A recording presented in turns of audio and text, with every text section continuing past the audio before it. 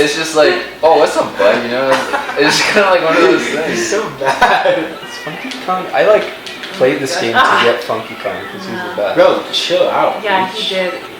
You get all the good stuff in 12th place. That's true. You do. Goodbye, Mario.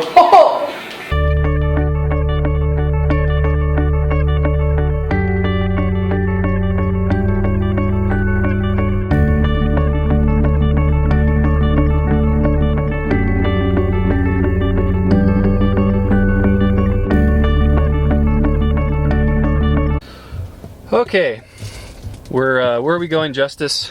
To the Mac.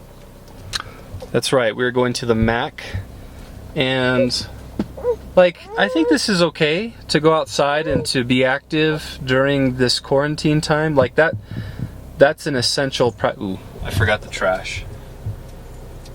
She got the trash for me. See, I think we're okay. We're not breaking any laws by going to the Mac, are we? I don't think so. I don't think so either. This is an essential practice of us going. This is essential to the state of our mental health. It is. It really is. Especially having 2 kids. Crazy. Yes. Everybody's crazy right now. Alright, here we go.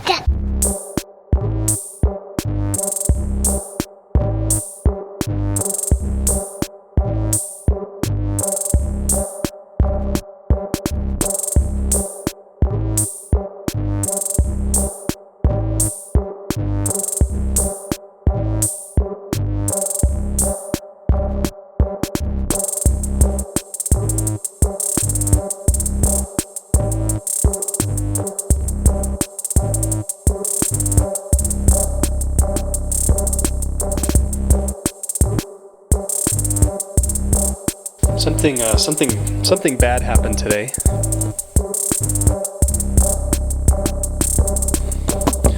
I don't actually know if the mic still works or not, but that's pretty broken.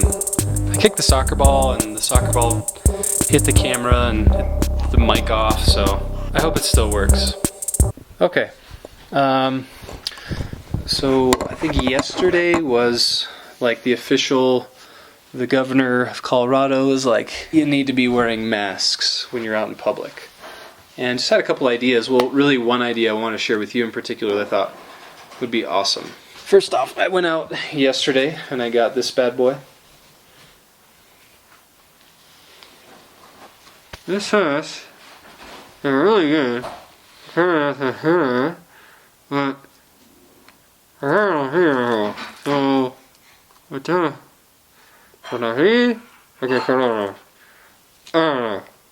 The other idea that I had actually is not that bad. This really works if you have kids in your house. We have tons of diapers, although diapers are a very precious commodity. But a diaper mask, check it out. See? I could talk normal-ish, and I got the non-scented diapers, which is good. I suggest not using a used diaper. That would be bad to use a used one, but not bad. We're going to talk about our passage for today. We are in Judges 13, 14, and 15. And it is day 90 of the vlog. We're creeping up on 100. We're getting there. Chapter 13 opens up with Israel's disobedience once again. The Lord brought the Philistines to capture Israel for 40 years. Chapter 13 really is all about the birth of Samson and the family to which he was born, how his mom was barren, but the Lord opened her womb, and the Lord, or the man of God that appeared to her and then appeared to her and her husband, made it clear that he was to be a Nazirite and that he was going to be a significant ruler in Israel, a judge. In spite of the special call as well as the Nazirite vow that Samson had on his life, he's not a great guy. Like, he marries this woman who is a Philistine, and as he was going down, there was a lion that was around that attacked him that he killed. When he was returning, that carcass of the lion had honey in it, and so he went and got some of the honey and gave some of it to his parents. And as a Nazirite, you weren't allowed to go anywhere near a dead carcass, you couldn't cut your hair, and you couldn't drink anything from the vine. Because the Philistines were really upset with Samson, they tried to come against him, and he had this riddle, and this riddle had to do with this dead lion and the honey in it. If they could come up with this riddle, it was they could get 30 linen garments, and his wife kept trying to entice him so that he would reveal the riddle so that the Philistines could get the linens, and he gets wind of this, that she basically trying to get the information out from them, and when all is said and done, he goes down and kills 30 of them. Like the Spirit of the Lord rushes upon him and he kills 30 of these Philistines. After a while, Samson, he wasn't with his wife. He comes to his wife, and it's revealed that her dad had given his wife to Samson's friend. And Samson, he's not a big fan of this, so he takes 300 foxes, and this is during the wheat harvest, very important time, and he sets their tails on fire, and he sends them into the harvest fields, and they burn. And the Philistines are just livid with Samson. They're done with Samson. So much so that they actually kill Samson's wife and father-in-law.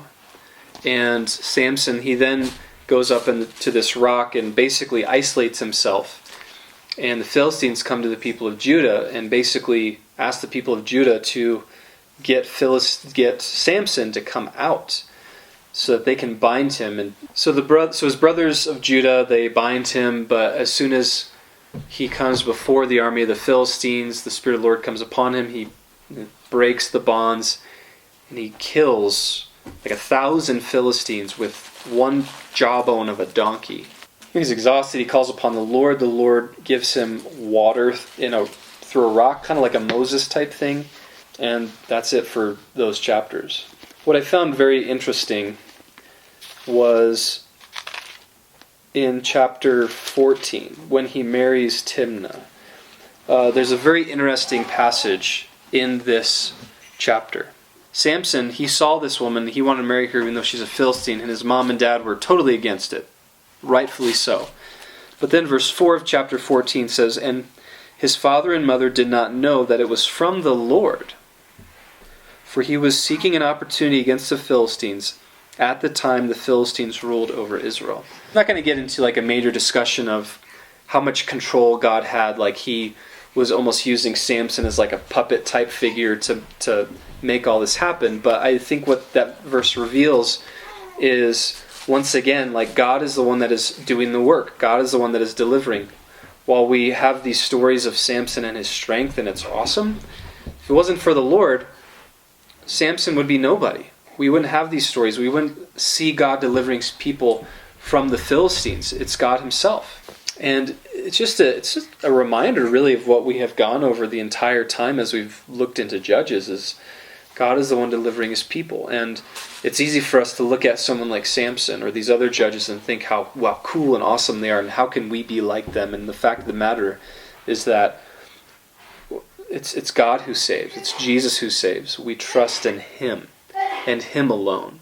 And God can save in whatever way he wants. And he has, up until this point, delivered his people in very different fashions. He hasn't done the deliverance the exact same way. And once again, I think it's to show that God is the one doing the deliverance. It's not some pattern that other guys mimicked because, that worked in the past, but it was the Lord himself doing it. And I love that.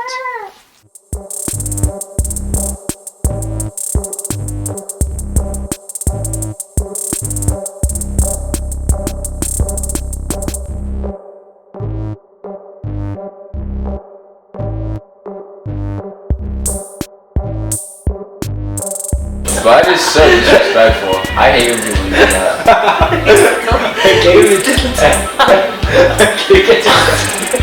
No.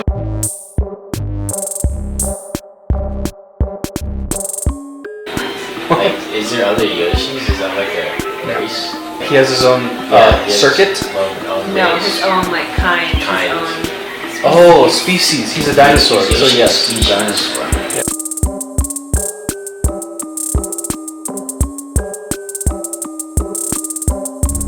No! You're kidding me! I got knocked out of the sky. Nope.